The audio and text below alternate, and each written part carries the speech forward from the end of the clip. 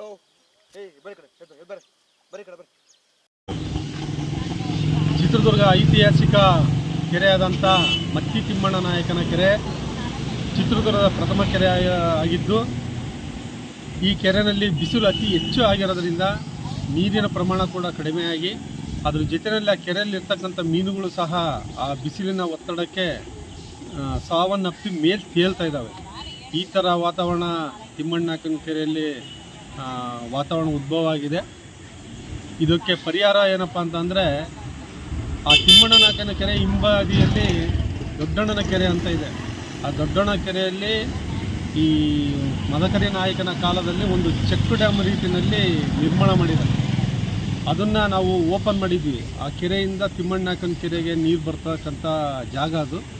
ಅದನ್ನು ಈ ಅರಣ್ಯಾಧಿಕಾರಿಗಳು ನಾವು ಓಪನ್ ಮಾಡಿದ ಮೇಲೆ ಪುನಃ ಹೋಗ್ಬಿಟ್ಟು ಅದನ್ನು ಕಾಂಕ್ರೀಟಿಂದ ಮುಚ್ಚಿ ಅದನ್ನು ಬ್ಲಾಕ್ ಮಾಡಿದ್ದಾರೆ. ಆ ನೀರು ಈ ತಿಮ್ಮಣ್ಣನ ಕೆರೆಗೆ ಬರದಂತೆ ಆಗಿದೆ. ಹಾಗಾಗಿ ಈ ಥರ ಎಲ್ಲ ವಾತಾವರಣ ಮೀನು ಸಾಯೋಂಥ ಪರಿಸ್ಥಿತಿ, ಆ ಕೆರೆಗೆ ನೀರು ಬರದಂಥ ಪರಿಸ್ಥಿತಿ ನಿರ್ಮಾಣ ಆಗಿರೋದ್ರಿಂದ ಅರಣ್ಯಾಧಿಕಾರಿಗಳು ಆ ಒಂದು ಕಾಂಕ್ರೀಟ್ ಹಾಕಿರೋ ಜಾಗನ ತೆರವುಗೊಳಿಸಿದರೆ ತಿಮ್ಮಣ್ಣನಾಯಕನ ಕೆರೆಗೆ ಸಂಪೂರ್ಣವಾದಂಥ ನೀರು ಬರ್ತದೆ.